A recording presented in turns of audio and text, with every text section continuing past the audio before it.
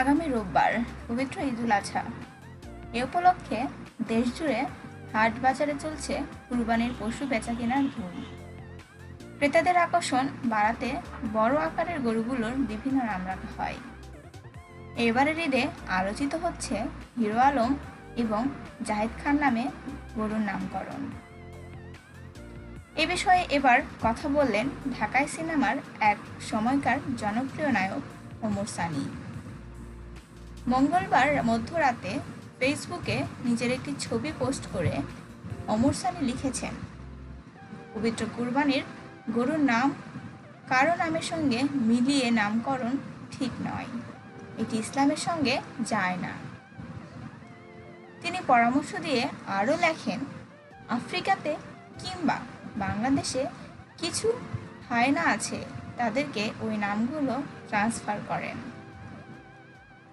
প্রসঙ্গত, ক্রেতাদের কাছে আকর্ষণীয় করতে বড় আকারের গরুগুলোকে বস, রাজাবাবু, সাকিব খান, বাহুবলী, টাইগার, বাবু সহ নানা ধরনের নাম দিয়ে থাকেন খামারিরা।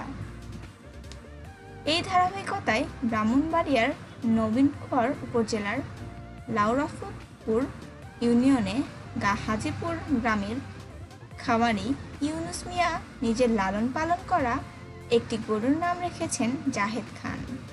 ষাঁড় গরুটির ওজন 600 কেজিরও বেশি।